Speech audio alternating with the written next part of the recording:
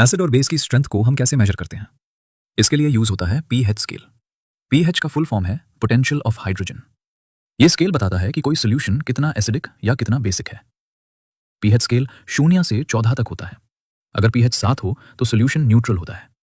7 से कम एसिडिक और 7 से ज्यादा बेसिक होता है। जितना ज्यादा हाइड्रोजन आयंस यानी H+ आयंस होंगे उतना एसिड स्ट्रांग होगा और उसका पीएच कम होगा, और जितने ज्यादा हाइड्रोक्साइड आयंस यानी OH- आयंस होंगे उतना बेस स्ट्रांग होगा और उसका पीएच ज्यादा होगा।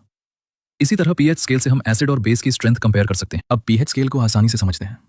0 से 6 तक के नंबर्स एसिडिक सॉल्यूशंस को शो करते हैं।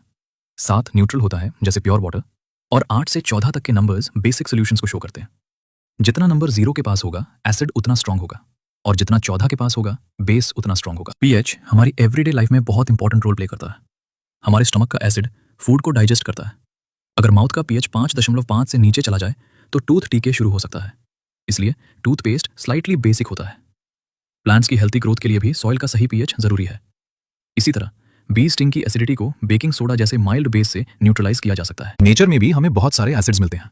लेमन और ऑरेंज में सिट्रिक एसिड, विनेगर में एसेटिक एसिड, टैमरिन में टार्टरिक एसिड, टोमेटो में ऑक्सैलिक एसिड, कर्ड में लैक्टिक एसिड, और एंट स्टिंग में मेथानोइक एसिड होता है। अब हमें पीएच और एसिड बेस की स्ट्रेंथ अच्छी तरह समझ आ गई है। अगले लेसन में हम जानेंगे सॉल्ट क्या होता है, ये कैसे बनता है, और कॉमन सॉल्ट कितना इंपॉर्टेंट रॉ मटेरियल है। इसी कॉमन सॉल्ट से washing soda, baking soda, bleaching powder, chlorine और कई यूजफुल केमिकल्स बनाए जाते हैं। तो मिलते हैं नेक्स्ट वीडियो में।